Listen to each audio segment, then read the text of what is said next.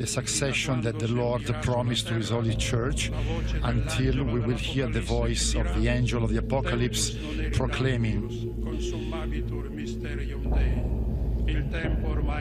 "There is no more time, God's mystery has been executed." At that point, the history of the Church will end, together with the history of the world, with the advent of new heavens and a new world.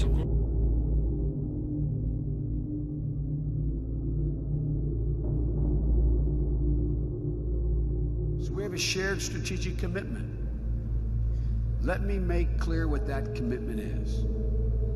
It is to prevent Iran from acquiring a nuclear weapon, period. Period. End of discussion, period. Prevent, not contain, prevent. Well, big nations can't bluff, and presidents of the United States cannot and do not bluff, and President Barack Obama is not bluffing. He is not bluffing. Now to North Korea, a nation that has nuclear weapons and is tonight threatening to use them against the United States, vowing to attack Washington and engulf the nation's capital, quote, in a sea of flames. The deteriorating situation with North Korea, all of a sudden, that country's leader has scrapped the armistice that suspended the Korean War. The 1953 ceasefire is now null and void. North Korean troops are carrying out exercises involving the Army, the Navy, and the Air Force. And South Korea is holding days of military drills involving 10,000 South Korean troops and 3,000 from America. Hey, glad you're up. Russia flexing its muscle now by sending a nuclear message to America. Got a spokeswoman for the Pacific Air Force in Hawaii confirmed that just days ago, 2 nuclear-armed bombers from Russia circled the U.S. territory of Guam before being intercepted by American military jets.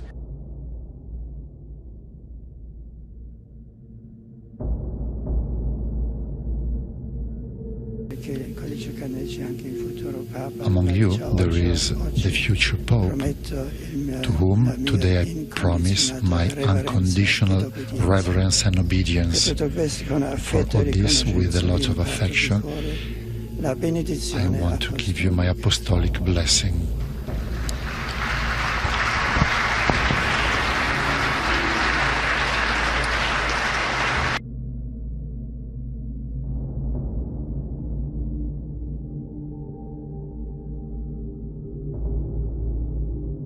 The Cardinals are getting ready, the secret ritual hours away, for the first vote for a new pope.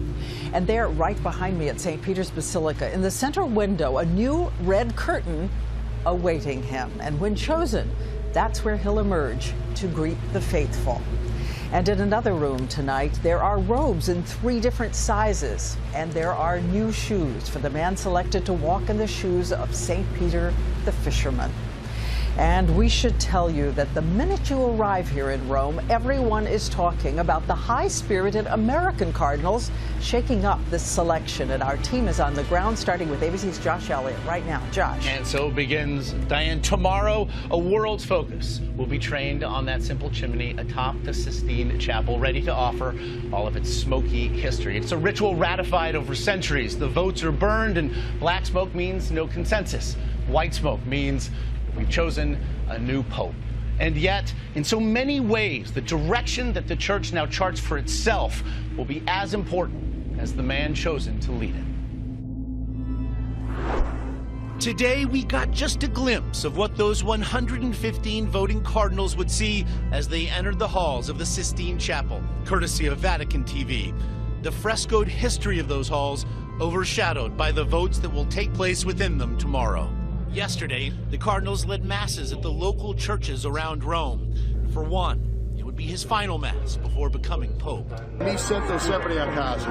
Might that pope be Cardinal Timothy Dolan of New York? In the days leading to conclave, he's become a darling of the Italian press. Or might that pope be Cardinal O'Malley of Boston, whose humble Capuchin robes and leadership in the wake of the nationwide sexual abuse scandal have endeared him to his fellow electors? While neither claims to want the job. That's just way too too out of the realm of probability. I have bought a round-trip ticket, so...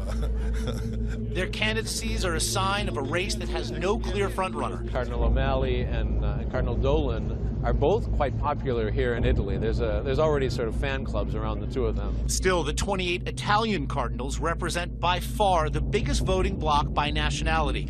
And true to form, they're thought to be pushing for an Italian pope. But as the multitude of languages that we hear today in St. Peter's Square suggests on the eve of the conclave, Vatican City is not Italy.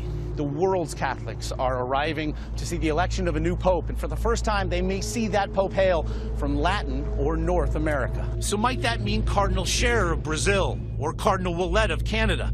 Two candidates backed by a faction of traditionalists who work in the Vatican. They're looking for someone who has executive skills. Someone talked about Jesus with an MBA. Jesus with an MBA. They're looking for someone who's holy because he's preaching the gospel, and he should be living the gospel that he's preaching.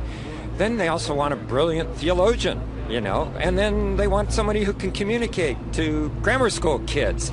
And then they want somebody who can reform the Vatican Curia. What they're looking for is Jesus Christ with an MBA. Jesus Christ with an MBA. Jesus Christ with an MBA. And I beheld another beast coming up out of the earth. And he had two horns like a lamb, and he spake as a dragon. And he exerciseth all the power of the first beast before him, and causeth the earth and them that dwell therein to worship the first beast, whose deadly wound was healed. This is a historic election, with the church at a crossroads, particularly in the United States. In fact, in a new ABC News Washington Post poll, an overwhelming number of American Catholics disapprove of the church's handling of the sex abuse scandals, in addition to criticism shared worldwide of the secretive and allegedly corrupt Vatican banking system. What is it that the church needs? Where does the church need to go? One thing is certain. The race is wide open, with all eyes on that chimney as Rome awaits tomorrow. And Diane, of course, no one can really predict whom the Pope will be, but whether it be a conservative, a reformer, an Italian, a North American, Latin American, and African, the one thing that all factions can agree upon, according to the experts, is that age and stamina will be crucial factors come this election. So look for a pontiff in his 60s, young and spry enough to handle the grueling demands that this next pope will surely face. They want to signal vitality. Thank you so much, Josh. And there's something we want to show you, because when those cardinals gather to choose an heir to St. Peter, they will be standing above a sacred place, 40 feet beneath the dome behind me. There is a crypt, and in it a relic discovered in the 1940s inside a wall marked with the symbol of Peter. The bones of a man in his 60s when he died, and the Pope declared them to be the bones of St. Peter, who was also crucified. And the dome above reaches toward the gates of heaven, where he is believed to be waiting with the keys. As the cardinals gather beneath, there's princes on earth. There's princes on earth. There's princes on earth. There's princes on earth.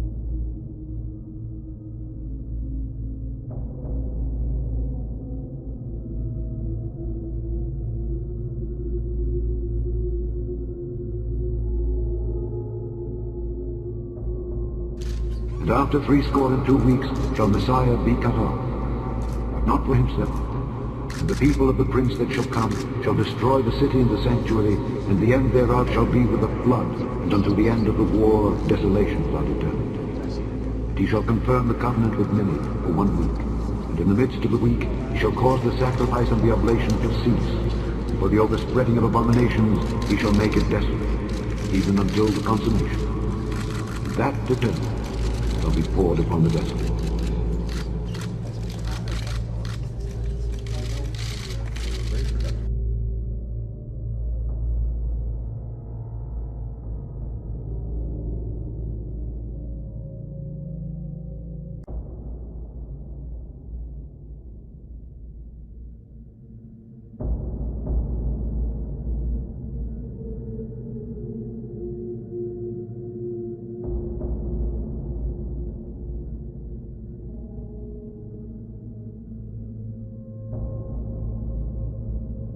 And now let's bring in ABC's Cecilia Vega with what they are going to do as this ancient process unfolds. One day before the doors to the Sistine Chapel are locked, Padre e Figlio. An oath of secrecy for the only people allowed in during the conclave. 90 people in all, doctors, nurses, waiters, Swiss guards, paving the way for 115 cardinals to select the next pope. Is this daunting for some people? I think it frightens them. Some have told me it's a scary moment.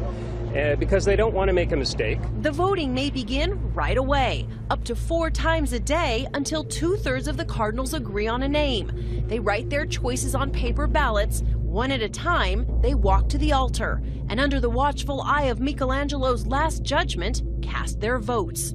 3 cardinals do the counting, then those ballots are burned, never to be seen again.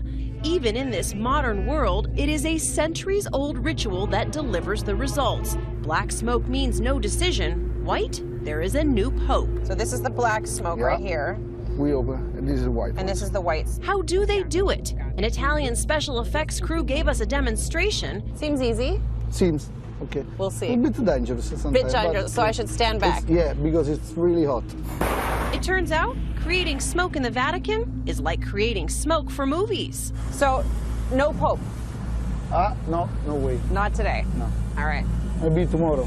Maybe tomorrow. The conclave used to burn wet straw to make black smoke. Today, it uses a mix of chemicals, but sometimes, even in the Vatican, the plan fails.